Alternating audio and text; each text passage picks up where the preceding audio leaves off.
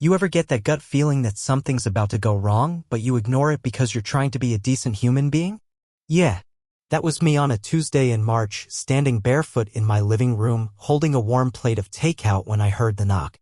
It was Tanner. Tanner James Riley. I hadn't seen the dude since college, 5 years and a couple life crises ago. And now here he was on my porch at 8:37 p.m. with a busted duffel bag, a trucker hat that had absolutely never seen a truck, and the same smug half-smile he used to wear when he'd charm professors out of late penalties. "Yo," he said, like we'd spoken yesterday. I stood there dumb for a second. "Tanner." "Man," he said, stepping in before I could decide if I was gonna hug him or lock the door. "I just split with Vanessa. Took everything but the dog, and even that's debatable. I got nowhere else right now. Thought maybe crash here a couple nights. Now look, I wasn't raised to say no to someone in need. And it's not like Tanner and I had beef. In college, he was the guy who'd smuggle snacks into 3-hour lectures and somehow flirt his way into passing advanced comp without writing a single coherent sentence. He was chaos, sure, but the fun kind. So I let him in. I told him he could take the couch. I even offered him some lo mein, which he inhaled like he hadn't seen a vegetable since 2019. He spent the rest of the night laying it on thick. How Vanessa cheated on him, how he just needed a few days to get his head straight, maybe find a room to rent. He dropped phrases like, "I just need to recalibrate," like he was a malfunctioning satellite. I offered him a towel, set out a blanket, and went to bed thinking, cool, 3 days, tops. By the next morning, Tanner had fully absorbed into my apartment like mildew. Now, I live in a modest 2-bedroom in Atlanta, decent spot, nothing fancy. I keep it clean, I work from home mostly, and I enjoy the peace. But that peace cracked quick. First, it was the small things. The way Tanner used every single dish and left them in the sink like a lazy tribute to Mount Porcelain. The way he'd start boiling water and just forget. Twice, I came out to pots bubbling dry on the stove like some cursed cooking show segment. Then came the bathroom. My man used all my shampoo, all of it, in 2 showers. I know he has hair, but not $12 bottle argan oil hair. Still, I bit my tongue. I even laughed when he told me he was waiting for the right energy to job hunt, as if Indeed requires a full moon and sage incense. But on day 6, I came home from a grocery run and found him sitting on my couch, playing my PlayStation, wearing my limited edition Spider-Man hoodie, and eating my leftover birria tacos like they were his birthright. And when I said something, he had the nerve to look up, sauce dripping down his hand, and say, "You got the good life, Maze. I'm just trying to vibe in it for a while." That was the moment I realized this wasn't a couch surf. This was a goddamn invasion. But I still didn't kick him out, because the storm hadn't even started yet. That came a few weeks later when he seduced my girlfriend, and then threatened to destroy my life. Yeah, we're gonna get there. Keep reading. There's a special kind of shame that comes from watching your life unravel at the hands of someone who calls you bro while double-dipping chips in your salsa. That was Tanner. It had been 3 weeks since the knock. He was still here. Still unemployed. Still vibing. Except now the vibes included him leaving wet towels on the floor, turning my living room into his personal bachelor den, and running up my Wi-Fi like he was mining crypto in his sleep. And yes, before anyone asks, I did try to have the talk. Twice. The first time, I approached it like a rational adult. I said, "Hey, man, any updates on the job hunt? You still planning to check out that UPS driver position?" He nodded between bong rips and said, "Yeah, bro. Just waiting on Mercury to leave retrograde." The second time, I brought up the rent. I didn't even ask for half, just utilities and maybe groceries. He told me, and I quote, "Money's a construct, bro. Let's not ruin a good thing with capitalism." I stood there holding an electric bill in my hand, blinking like I just witnessed a TED Talk given by a possum in a hoodie. At that point, the only thing keeping me from snapping was Karina. My girlfriend. 8 months in. Smart. Gorgeous. Funny in a way that felt effortless. She'd ride the MARTA out after work, bring Thai food, curl up beside me on the couch, and always say the same thing when she saw Tanner. "Oh, he's still here." The first time, it was lighthearted. The third time, it was tight-lipped. By the 6th time, it came with that sigh women do when they're evaluating not just the situation, but you for allowing it. I started defending myself like a middle manager on probation. "It's temporary," I said. "He's just going through it." She didn't argue. She just stopped coming over as much. I figured the tension would break eventually. Either Tanner would get bored or Karina would cave and understand.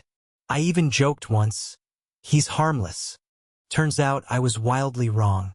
One Friday night, Karina texted, "You home?" But I told her I was working late, finalizing a layout for a nonprofit rebrand. She said she might stop by to drop off my charger. I said, "Cool. Tanner's probably there." She replied, "No problem." Next morning, I woke up to silence. No texts, no calls. I checked my apartment cameras. Yes, I had cameras. Installed them a year ago after a neighbor's break-in. Motion sensing, cloud upload. Nothing fancy, just two cheap ones. One facing the front door, the other in the hallway by the kitchen. At 11:46 p.m., Karina walked in. At 11:53 p.m., she was laughing with Tanner in the kitchen. At 12:08 a.m., they were hugging. At 12:12 a.m., they were still hugging. At 12:13 a.m., Tanner reached for her face. And at 12:14 a.m., the footage cut out. He'd unplugged the camera. The next morning, my charger was neatly placed on the counter. And my girl? Gone. I texted her, "Hey, everything okay?" She replied, "I think we need to talk." Later, Tanner came out of the bathroom wearing my robe, hair wet, whistling, told me we were out of almond milk like he was my wife of 20 years. That was the first time I felt it, that cold flicker behind the eyes. I didn't confront him. Not then. I smiled. I said, "No worries. I'll pick some up." Because I knew two things in that moment. One, my relationship was over. And two, he had no idea who he was messing with. I didn't say a word to Tanner that day. Not when he asked if I was good, bro. Not when he spilled cereal on the couch, not even when he played Fast and Furious 6 at top volume during my Zoom meeting. I just smiled like my jaw wasn't clenched so tight it made my molars ache. Because I was busy moving pieces. See, there's a thing I do when I feel powerless. I organize. Some people drink. Some rage. I open Google Docs and start typing like I'm planning a heist. And this time it started with reconnaissance. A fancy word for, I snooped like hell. First, I went through the hallway camera logs and found that the footage didn't just cut once. It had been unplugged a few other nights, too. Always late. Always when I was out. Then I checked my Wi-Fi router's device list. Tanner had renamed his phone to Survivzelot. Cute. But more importantly, I could see when he was connected and when he was busy. His phone was offline from 11:50 p.m. to 3:12 a.m. that Friday night. Guess who else stopped replying to texts during that exact window? Yeah. I didn't confront Karina. What was the point? She already ghosted, and honestly, I was done auditioning for people who couldn't recognize loyalty if it smacked them across the face with a post-it note. But Tanner? Tanner had earned what was coming. The next step was understanding who he really was now. I started small, searched his name, got the usual college basketball roster from 2014, a defunct SoundCloud link, and a mugshot I thought was fake, until I cross-checked the date with an article from a local paper in Ohio. Turns out Tanner had done time. Not prison, but a tidy 6-month sentence in Montgomery County for check fraud and impersonation. You'd think someone who got caught forging rent checks would come out of that experience humble. Not Tanner. Tanner came out with a philosophy degree from the University of Bullshit, convinced that if you say anything confidently enough, people will believe it. And the worst part? Most of the time they did. I didn't. I dug deeper. Used a burner Reddit account to search local roommate complaint threads. Found a story from a guy in Birmingham, Alabama, 2 years old. Username @renterwoes. Described a dude named TJ Riley, who moved in after a breakup, didn't pay rent, seduced his girlfriend, then split with a PlayStation and 3 Amazon packages. I DM'd him, "Does this guy look familiar?" Sent a picture I'd secretly taken of Tanner passed out on my couch. 10 minutes later, holy sh*t. That's him. We got on a call. His name was Marcus. And he had stories. Said Tanner knew just enough about rental laws to game them. How to squat just under the eviction radar. Georgia's tenant laws, like most states, lean toward due process. Once someone's been living somewhere more than 30 days, you can't just throw them out. You gotta file officially, get a court date, serve notice. Which means even though I never invited him to stay past 2 nights, legally, he had rights now. And Tanner knew it. Marcus also told me something else. That Tanner once threatened to report him for domestic abuse after an argument. Completely fabricated. And how the cops didn't arrest anyone but advised separation. Sound familiar? Because guess what happened the next morning?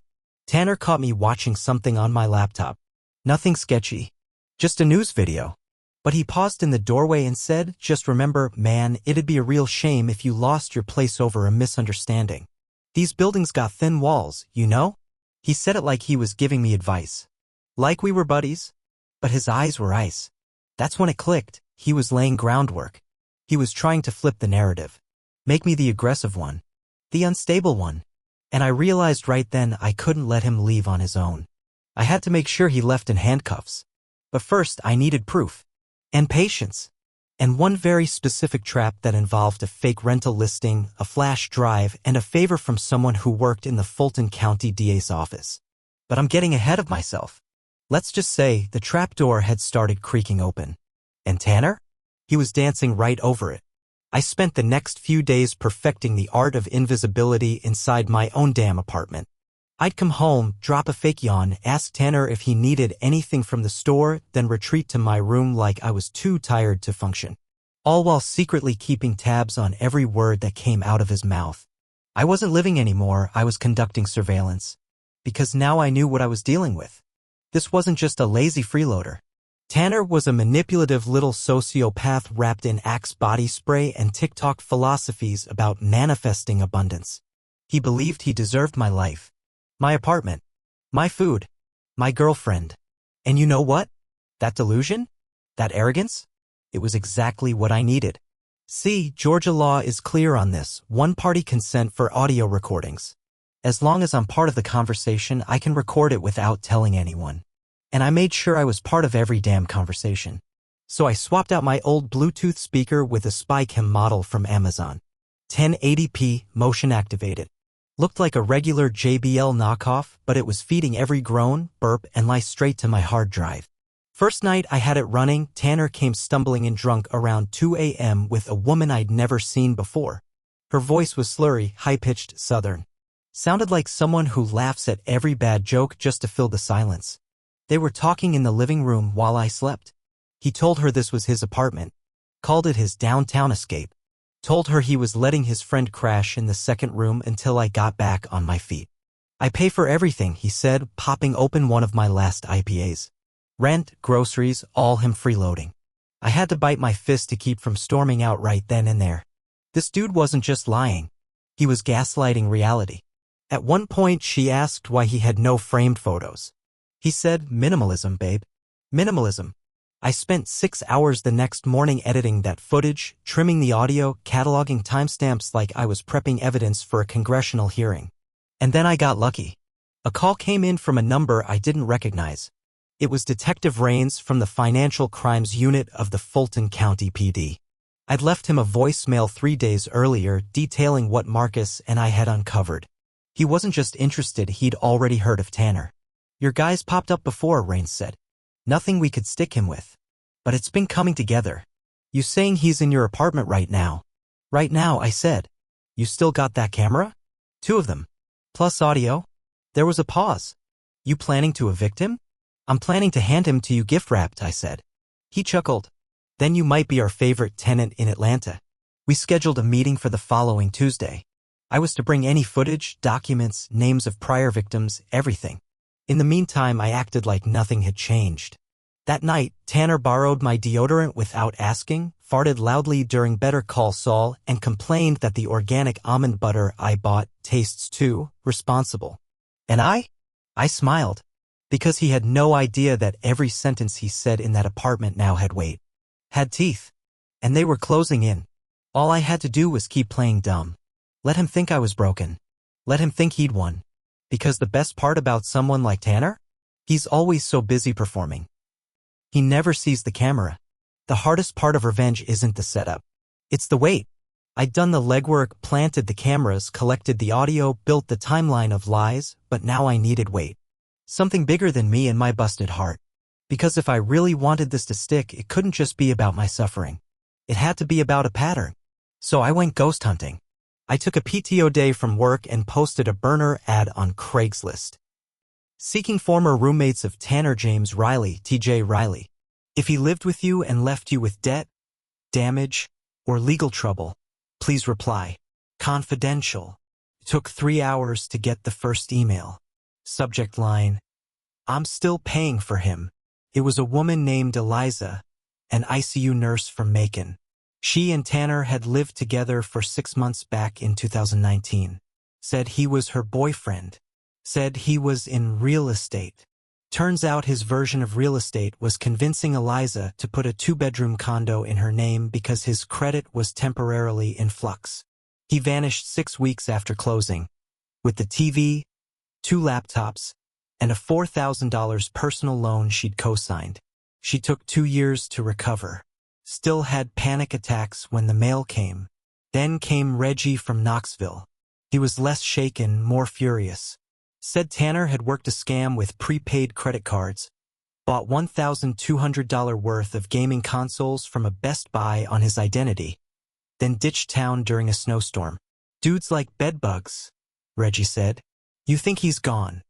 Then he shows up again 2 cities over with a new name and your hoodie. I recorded every call, took screenshots of every message, built a full dossier.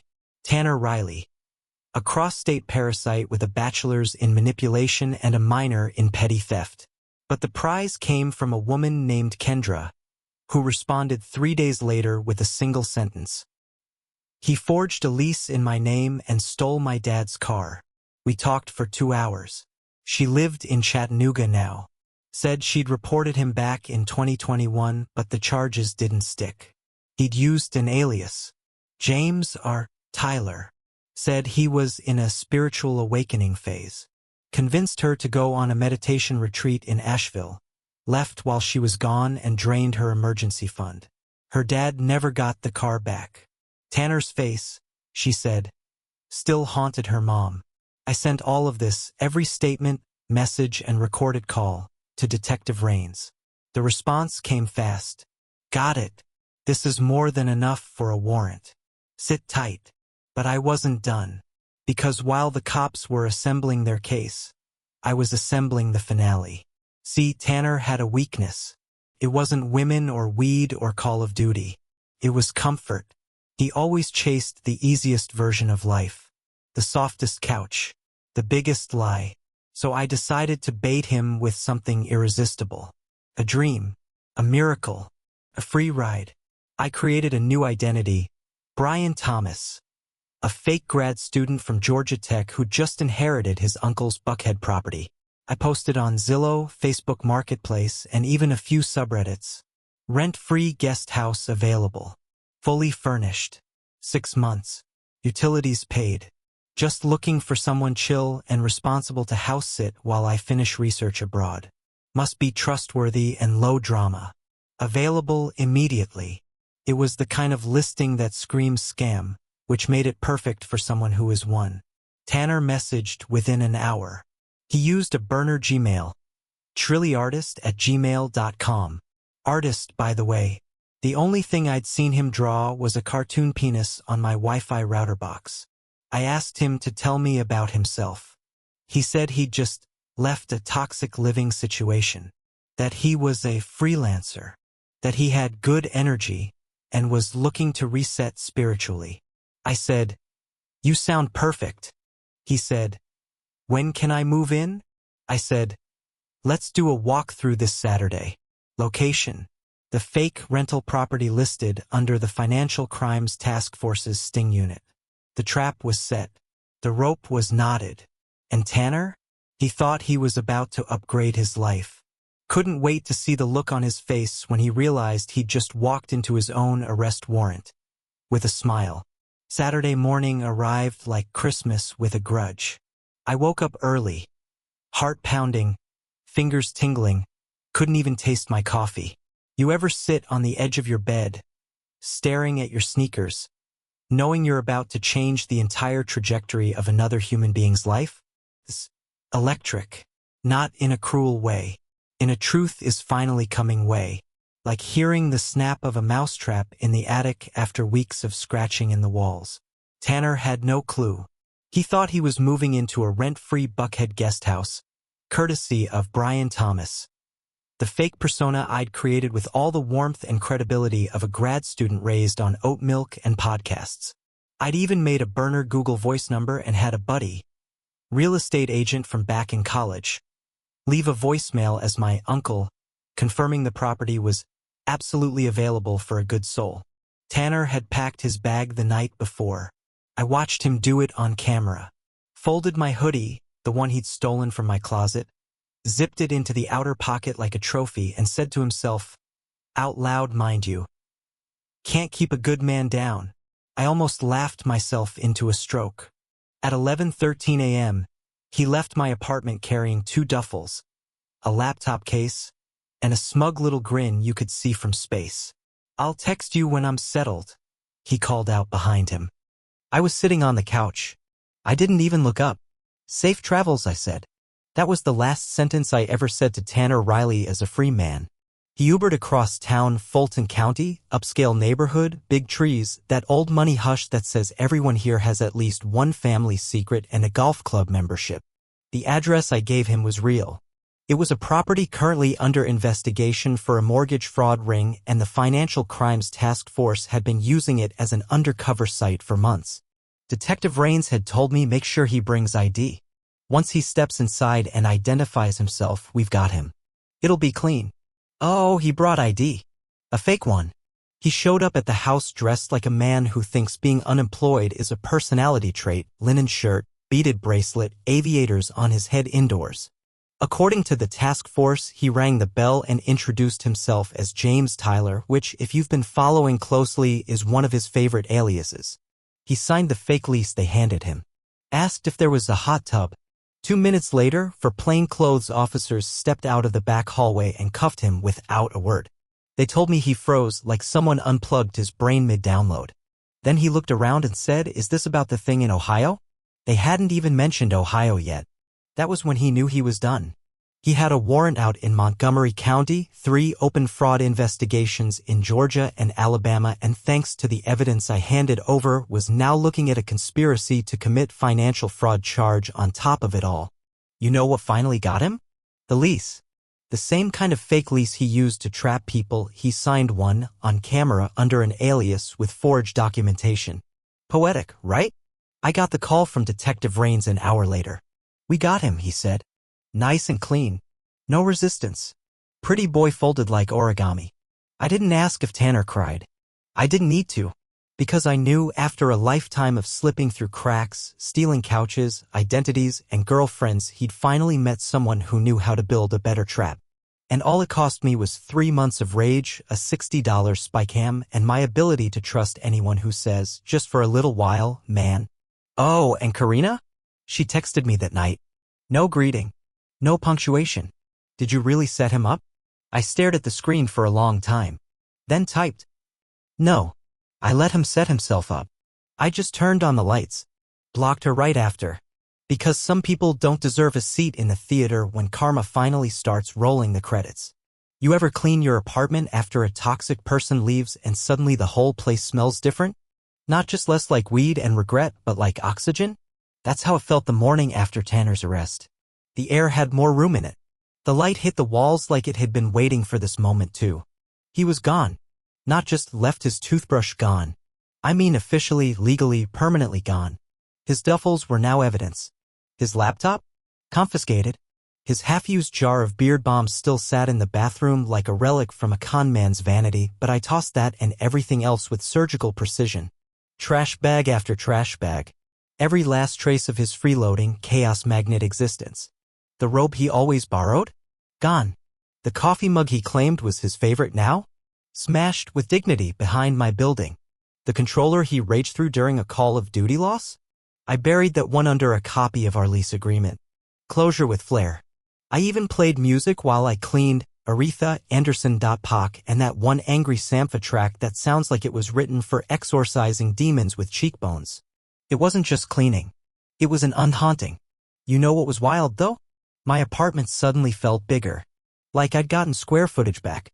It wasn't just the extra physical space, it was the fact that the tension had finally evaporated. That low-level hum of anxiety that had made my stomach feel like a clenched fist for weeks? Gone. Just gone. The silence wasn't uncomfortable anymore. It was sacred. And for the first time in months, I sat on my own couch with my own drink and watched my own show without someone groaning next to me about how dialogue-driven drama is a tool of the patriarchy. Yeah, he actually said that once. During Breaking Bad. Anyway, by noon I got a call from Detective Rains.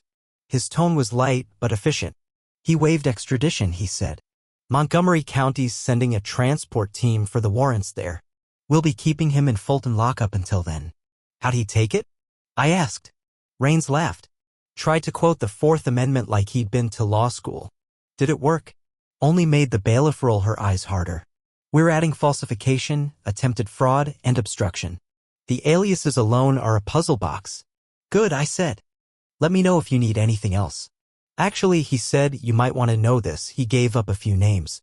Associates. People helping him run scams across state lines. Your evidence might have cracked more than just his charges. I didn't say anything right away. Just sat with that. The idea that my hellish roommate experience might have accidentally blown open a small criminal web? It was ridiculous. And perfect. I thanked Rains, hung up, and stood in the middle of my now quiet living room. You'd think I'd feel triumphant. Like I won. But that's not the word I'd use. I felt clean. Relieved, yeah. But also reflective. Because here's the thing no one tells you about revenge. It doesn't fix what was broken. It just removes the person who broke it. And once they're gone, you're left standing there with the mess, the silence, and the question, what now? So I took a deep breath. Then I opened a new folder on my desktop. Labeled it, Closure. Then I got to work putting my life back together. This time without an audience or a leech in my second bedroom. Just me, my music, and the sweet hum of justice echoing in the walls. Because if Tanner Riley was the ghost in my machine, then I just finished the exorcism. And this place? This piece? It was finally mine again. 3 days after Tanner's arrest, I got a letter in the mail. Handwritten. No return address. Folded neatly inside a cheap white envelope with a barely legible Mason K, scrawled across the front like it had been written by someone holding the pen too tight. For a second, I thought maybe it was from Karina. I opened it cautiously, half expecting glitter, poison, or some handwritten manifesto blaming me for ruining someone's chakra alignment. But it was just a single page, lined paper torn from a notebook. Didn't think you had it in you. But you did. Respect. T. That was it. No apology. No remorse. No explanation. Just that smug little echo of his ego trying to morph into some sort of grudging acknowledgement like he thought we were in some twisted chess match and I'd pulled a better move. I almost laughed. You know what kind of person writes a thank you note for getting arrested? A man who thinks he's the main character in every room he walks into. Even a holding cell. I shredded the letter. No hesitation. Then I emailed my landlord. See, technically Tanner had no lease. No documentation. No legal claim to residency except the fact that he'd been living here more than 30 days. And under Georgia law, that means you can't just toss someone out even if they were originally a guest. You've got to treat it like an eviction. Which I never officially filed. But the arrest gave me an opening. I sent my landlord a full packet, police report, statement of removal, the detective's business card, and screenshots of all Tanner's messages admitting he was just crashing and looking for a new place. I asked her to update the lease to reflect sole occupancy, just my name, and to waive the month's utilities as a restitution courtesy. She called me within the hour. Her voice was tight, like someone trying not to show how badly they screwed up. I had no idea he wasn't on the lease, she said. He wasn't even supposed to have a key. I thought you gave it to him. Nope. He made a copy. Long pause. Then, we'll replace the locks this week. I'm sending someone tomorrow. And we'll cover the water and electric for October. Appreciate it, I said. She asked if I wanted to file for damages. Said I might be eligible under the unlawful occupancy clause in the lease. I told her no. Not because I didn't want the money, but because I needed this part to be over. I didn't want to keep dragging the ghost of Tanner into my email inbox every time a damage claim got updated. Sometimes peace costs more than it's worth. Sometimes it's just worth paying it yourself. Later that night, I walked the apartment like a landlord inspecting new property. There was still a small cigarette burn on the windowsill. A weird stain on the guest bedroom carpet that I didn't want to guess at. A cracked plate. Missing spoons. But there was also no screaming. No passive-aggressive sighs. No weird late-night visits from girls who thought they were in a relationship with a guy using a fake name. Just quiet. And me. And the sound of my own breath not clenched. Not shallow. Just mine. I cracked a beer, sat on my reclaimed couch, and opened Zillow just for fun. Scrolled through some listings. Backyards. Porches. Places I could maybe move to in 6 months. Maybe with a dog. And for the first time in a while, the future didn't feel like something I needed to defend. It felt like something I could build. You don't always feel the aftershocks right away. At first, I was too busy celebrating the silence, too busy enjoying the tiny luxuries of a Tanner-free life, finishing a meal without someone asking if they could just try a bite, seeing my shampoo last more than 3 days, or walking out of the shower without wondering who he was FaceTiming in the living room half-naked. But eventually, the noise fades. And what's left is the fallout. Karina finally reached out again. Not a text this time. An email. Long rambling. The kind that starts with, "I just want to explain," and ends with, "I didn't know he was like that." Somewhere in the middle, she tried to reframe it all as confusion. Said she was emotionally vulnerable. That Tanner had filled a void. I didn't reply. I didn't even finish reading it. Because here's the thing, you can forgive someone without ever letting them back in.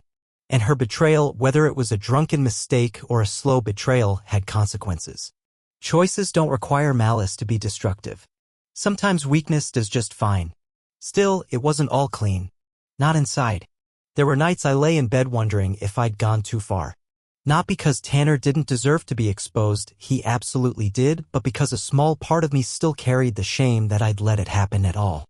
How did I not see it? How did I miss the signs? How do you live with someone for months and not realize they're hollow underneath? And more importantly, what does that say about me? Then, like clockwork, the news broke. Local station. Low-budget segment. A little graphic in the corner with Tanner's mugshot under the headline. Serial squatter arrested in multi-state fraud case. The story was short, just a 2-minute filler piece before the weather. But I watched it 3 times. He looked stunned in the photo. Hair greasy, hoodie half-zipped, like he'd just woken up in a panic and realized the dream was over. They mentioned charges in Georgia, Ohio, Alabama, and an open investigation in Florida tied to identity theft and stolen property. They didn't mention me by name. But I knew. I knew I was the domino that finally sent the rest tumbling. It felt good. And weird. Because revenge doesn't end with a parade. No one pins a medal on your chest. There's no closing scene where you walk away with slow-motion music playing behind you. There's just your life, still yours, but changed. People asked what happened to my roommate. I told them the short version, long story. He's gone. Only my closest friends knew the truth. One of them said, "You should write a book." I laughed. But you know what stuck with me the most? A message I got from Marcus, the guy from Birmingham Tanner had scammed years ago. He wrote, "He got me when I was young. I let it go because I didn't think anyone would believe me. You didn't let it go. Thanks for doing what I couldn't." That's when it really hit me. What I'd done, it wasn't just personal. It was protective. Tanner was never going to stop. Not until someone stopped him. And maybe I was the first guy who didn't flinch. Who didn't forgive. Who didn't let him slide just because it was easier to let the chaos pass than confront it. Maybe revenge isn't about rage at all. Maybe it's just doing the thing that should have been done a long time ago. Even if you have to do it alone. Even if no one claps. Because sometimes the cold truth is the kindest thing you can give to the world. A month after Tanner's arrest, I stood at the window with a coffee in one hand and a paint roller in the other, looking out at a city that finally felt like mine again. I'd repainted the second bedroom. The guest room, as I now called it, funny how just calling it that helped me reclaim the space. No more duffel bags on the floor, no more strangers' boots by the door, no more uninvited noise polluting my air. The new coat was a cool gray. Fresh. Clean. A color that didn't remind me of him. The lease had been updated. Locks changed. And I just finished a Zoom call with a nonprofit client who, without knowing any of the backstory, said, "Mason, your work lately has had clarity." Yeah, that tracks. I didn't throw a party. Didn't post online. I didn't even tell my parents because what do you say? Hey, remember that college buddy you met once at Thanksgiving who ate all the pie and asked my mom if she had Hennessy? Yeah, he got arrested for felony fraud. No biggie. I did, however, see him one last time. Unintentionally.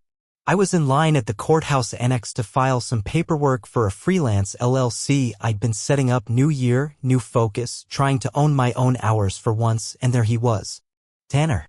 Or what was left of him. Shackled at the ankles, wrists cuffed, orange jumpsuit that looked like it had been slept in since last Thursday. Face thinner, hair greasy, eyes darting like they were still scanning for the next hustle, the next couch, the next target. He didn't see me.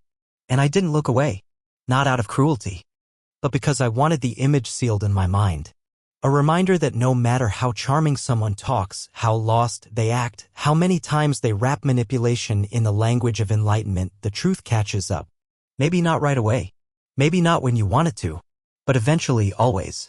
That night I got dinner with my friend Eli, the one who first told me Tanner was bad news. Over burgers and whiskey, he raised a glass and said, "To peace and quiet." I smiled. And locked doors. Then we talked about other things: football, his new job, my new business plans. It felt good. Normal. Like life hadn't just detoured through a low-budget crime drama. When I got home, I lit a candle. Not for vibe. For cleansing. Scent was cedar and smoke. I opened the windows and let the February breeze roll through the apartment. The last thing I did before bed? I deleted the folder labeled Tanner Evidence. Not out of mercy, but because it had done its job. And carrying it forward was no longer my responsibility. He had his consequences. I had my life back. No applause. No encore. Just the curtain closing on a show I never auditioned for. And the quiet, satisfying sound of my door shutting for good.